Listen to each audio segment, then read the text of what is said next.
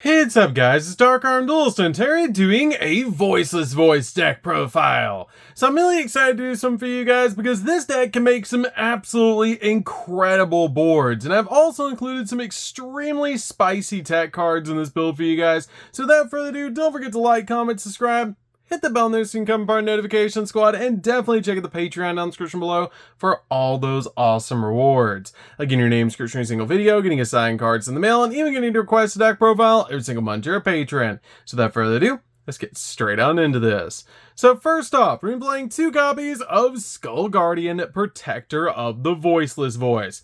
This card is an incredible boss monster that is a negate and a searcher, which is absolutely amazing. This card has some pretty cool effects that it also gains at 2,050 attack points while you have low on your side of the field, which is such a powerful effect to be able to just gain those attack points when you have low on the field or in the graveyard. This card also has a negate, which is so cool about this card, to be able to summon this card out and also search any voiceless voice monster or a ritual monster that's a warrior dragon from your deck to your hand is amazing to be able to just get you cards like your copies of Saravis directly from your deck to your hand, or another copy of Saphira for the follow-up. And also, when your opponent activates a card or effect while you control a copy of low, quick effect, you can actually negate the activation, and if you do destroy that card, making this card an awesome boss monster, and just a walking negate is just super cool. We then play a single copy of Saravis. You only need a single copy of this card in the deck. It's super easy to summon off of the human form of Saravis, but this card is also a hand trap, which is really nice because when your opponent activates a card or effect that targets a monster that you control, quick effect, you can discard this card to negate the activation. Also, when this card's on your side of the field and your opponent would special summon a monster, quick effect, you can return this card back to the hand to negate that special summon, and if you do, banish that monster. We then play a single copy of Odd Eye's Pendulum Graph Dragon. I love playing this card in the deck. It's super good because this card actually has a really cool ability that once per turn, when your opponent activates a spell card or effect, quick effect, you can place this card in your Pendulum Zone, and if you do, negate that effect. Then if you place this ritual summon card in the Pendulum Zone, you can actually special summon an Odd Eyes monster from your extract to your side of the field, which my target in this deck is actually going to be Meteor Burst, to be able to summon that card out to your side of the field, it's really good, this format, and it's just amazing to be able to basically negate a spell and also get an extract monster out on your side of the field. We then play 3 copies of Low. Low is amazing to be able to use to ritual summon into your copy of your Skull Guardian, and this card is really good because if you're going to ritual summon a light ritual monster that's a warrior dragon, you can use this card as the entire cost, which is amazing to be able to do. And if this card is normal or special summon, you can actually place a voiceless voice continuous spell or trap from your deck face up in your spell and trap card zone, so your opponent can't even ash this card because it does place it on your side of the field, which is amazing. And if a light ritual monster that's a warrior dragon is special summoned to your field while this card's in the graveyard, you can actually special summon this card to your side of the field, which is amazing to be able to basically use it for the ritual summon, and then once you do, you're just going to instantly bring it back to your side of the field, essentially getting you a free ritual summon. We then play 3 copies of Saphira. Saphira is actually how we usually ritual summon in this deck, because this card has a great effect that you can discard this card to send a ritual spell from your deck to the grave. Then you can add a light ritual monster that's a warrior or a dragon from your deck or grave to your hand.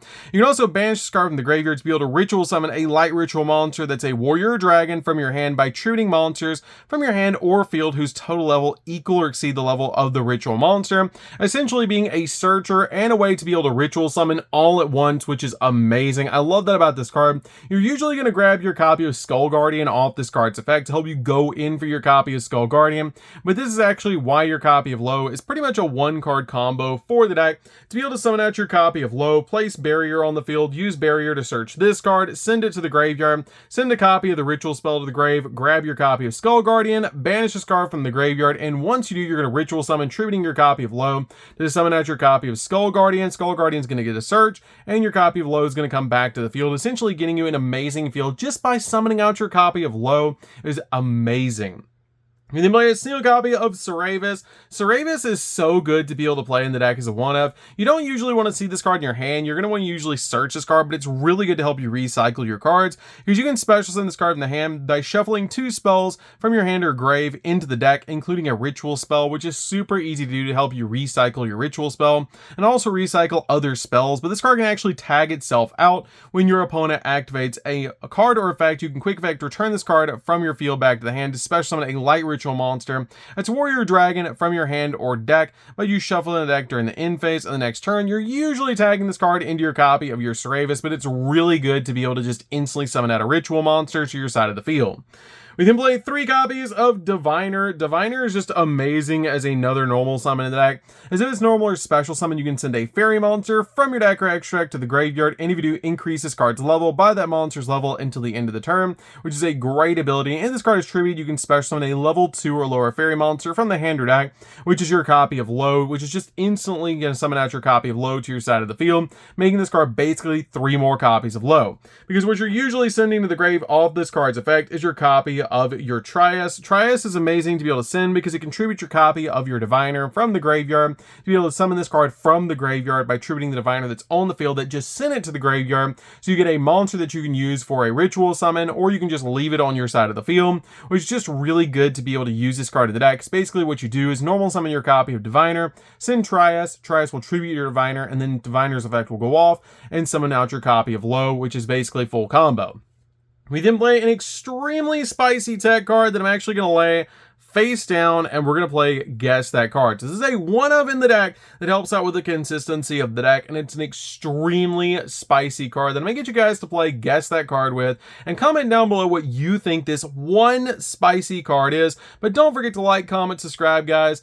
Hit that bell in there so you can become part of the notification squad, and definitely subscribe to the channel because we're on the road to 100k subscribers. So let's go ahead and check out what this card is.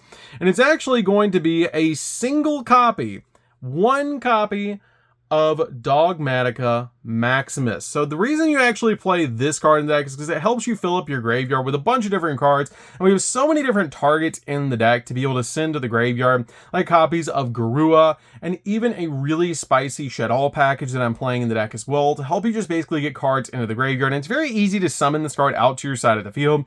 It will lock you out of the extract, but it helps you basically deal with your opponent's extract, and it also helps with the consistency of the deck. Something about Voiceless Voice is that it really needs like a good engine in the deck for a powerhouse engine, which is why I play the Dogmatika packaging deck, which is just 4 cards basically, with your copy of Maximus and 3 copies of Nadir. But this card is amazing in the deck. You just banish a card that was summoned from the extract, or any card that's from the extract that's a fusion, synchro, exile, or link from your graveyard, to be able to special summon this card from your hand. And during the main phase, you can activate this effect to send 2 monsters with different names from your extract to the graveyard. Also, your opponent must send 2 cards from their extract to the graveyard, but it locks you into the extract for the rest of the turn, which is not that big of a deal. It basically just locks you out of the extract, which is not that big of a deal because our main boss monster is Skull Guardian anyways. But this card is really good in the deck to be able to use as a tech card, as it helps you send a bunch of different cards to the graveyard, like Garua, your copy of Apocalypse, to be able to go in for Winda later, and there's just so many cool ways to be able to use this card in the deck. We then play 3 copies of Ash Blossom. Ash Blossom's amazing as a 3-of, basically just to stop the opponent from touching the deck. And then we play 3 copies of Effect Veiler. Effect Veiler is also really good to basically just stop your opponent's monster effects. And then finally I played 2 copies of Nibiru. Nibiru is really good in this format and just amazing to be able to drop against the opponent. Plus it's not a brick in this deck if you do go first, because you can use this card for a ritual summon because it is a level 11 light monster. So you can just tribute it to ritual summon out a monster, which is really why I play this card in the deck, to be able to use it for tribute fodder or to be able to just break the opponent's board. So that's it for the monsters, guys. Let's get into the spells.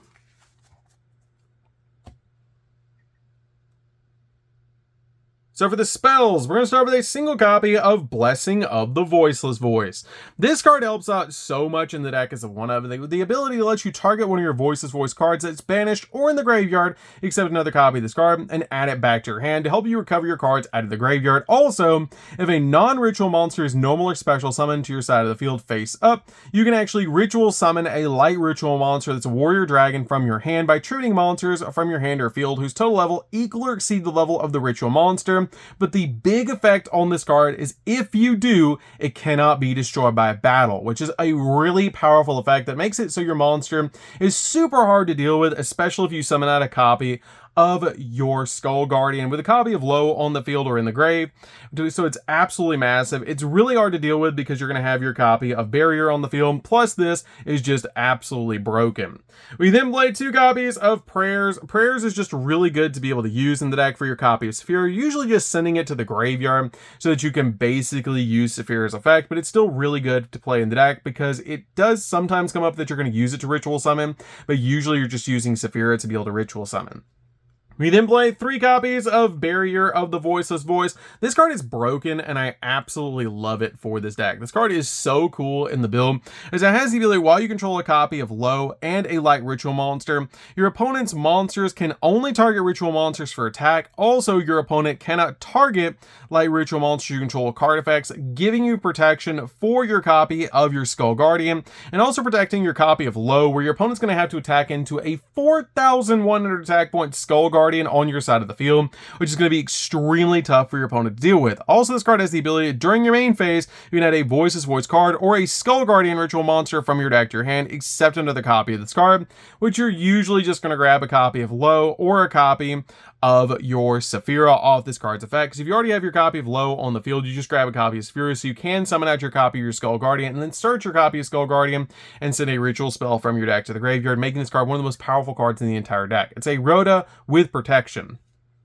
We then play 3 copies of Pre-Prep. Pre-Prep is just really good to help you search out the exact cards that you need, and just helps out a lot overall in the deck, because this card is basically a +1, because it's going to give you a search of a ritual monster and a ritual spell.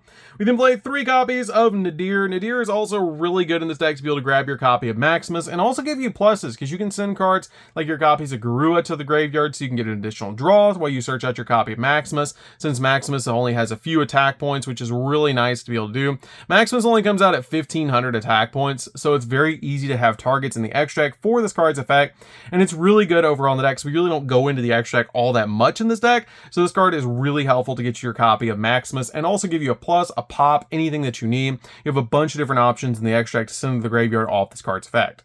So, that's it for the spells, guys. Let's get into the traps.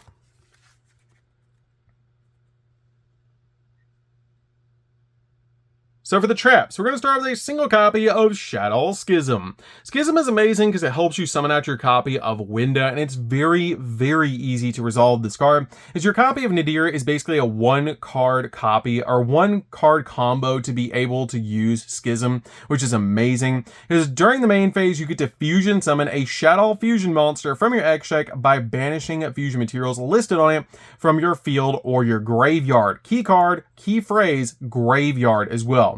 Also, it cannot attack directly. Then you can send to the graveyard a monster that your opponent controls with the same attribute as that fusion summon monster. You're only ever summoning Winda off this card's effect, but it's amazing to be able to summon a copy of Winda, because Winda is going to make it so both you and your opponent can only special summon once per turn. But once we're established, it doesn't matter, and we're probably going to win the game at that point, because we already are going to have a Skull Guardian on the field, plus a copy of Winda, which is just going to be ridiculous for the opponent to deal with. And it's amazing to be able to use this card in the deck, because it's so easy to resolve your copy of Nadir, because Maximus is just going to send the cards you need to the graveyard to be able to basically go in for the fusion play, and you're usually using a copy of like Garua plus a copy of your Apokalon banishing from the graveyard to summon out your copy of Winda, because it's a dark and a shadow to be able to make your copy of Winda.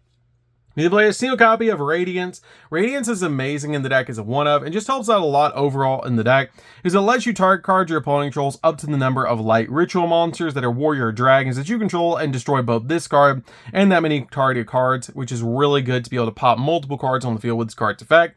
And then finally play 3 copies of Infinite Impermanence. Infinite Impermanence is amazing in the deck to basically just use this card as a negate, and also lock down entire columns of spells and traps. So, that's it for the main deck, guys. Let's get into the extra deck. So for the extra deck, we're going to start off with 2 copies of Dynamundo. Dynamundo is one of the few cards you actually summon out of the extra deck, and this card is amazing because if it's special summon, you can target a card on the field and a ritual monster in your grave, shuffle both into the deck, which is amazing to help you just spot remove cards off your opponent's field. Also, during your opponent's turn, quick effect, you can actually tribute this card, target a ritual monster in the grave, and either add it to your hand or special summon it, meaning you can bring back your copy of your Skull Guardian back to your side of the field, then Lo will follow it back to your side of the field as well, which is amazing to be able to do, and just as a really cool combo in the deck. Then play a single copy of Underworld Goddess. Underworld Goddess is just really good to help you out towers like boss monsters, which is why I played this card in the deck. Then play a single copy of SP Little Knight. You could change this card out for Nightmare Unicorn if you need to for a more budget option, but it is a double interruption, which is why I play this card in the deck. Then play a single copy of IP. IP is great to be able to end on as well because it basically makes it so that you can go for SP during your opponent's turn using a monster special summon from the X deck so that you get the banish and then the double interruption using your copy of IP. You can also use it to go over your copy of Underworld Goddess during the opponent's turn, which is really cool to be able to do. We can play a single copy of Relinquished Anima so we can gobble up opponent's monsters. It's just a really good option overall. Then play a single copy of Salamangreat Alamirage and a copy of Secure Guard. Now, these are also great to be able to play in the deck. You can basically normal summon a monster to your side of the field since we have so many monsters that have low, basically, attack points. Ironically, low. But this card is really good to be able to play in the deck as well because basically what you do with this is you normal summon any monster out to your side of the field. If you open up a copy of Maximus, you can normal summon out your copy of your basically any monster, make a copy of Salamangreat Alamirage, and then make a copy of Secure Guard now, giving you a monster in the graveyard that's a link monster so you can banish it from the grave, and then going for your copy of Maximus. It's a little bit interesting to be able to do, but I really like it in the deck, and it does help out with a lot of different combos in the deck, but that's one of the reasons I play this in the deck. You can play a single copy of the Tri-Brigade Arms. Tri-Brigade Arms is really good to be able to send off your copy of Nadir because it gives you an additional card in the graveyard that's dark to be able to summon out your copy of your Winda, basically so you don't lose the Bestials, which is why I like this in the deck, because you send this card off of Nadir, then you send your copy of Garua to be able to draw a card, which is really nice to get you 2 darks in the graveyard, so you're basically going to guarantee that you're going to go in for that copy of Winda. Then play a single copy of Elder Entity Nist to be able to pop cards on the field. We have multiple ways to send this card to the graveyard off your copy of Diviner, Nadir, and your copy of Maximus. Then play a single copy of Apocalypse. Apocalypse is amazing in the deck because this card has the ability, if this card is sent to the grave, you can add a Shadow card from your deck or grave to hand, and then discard a card, which you're always going to be using this card to be able to get to Schism, to be able to then add Schism, discard a card to be able to set it up. And again, you're usually banishing Garua or your Tri-Brigade Arms from the graveyard so that you can basically use your copy of your Schism to be able to step into Winda using a Pokelon and one of your 2 dark monsters.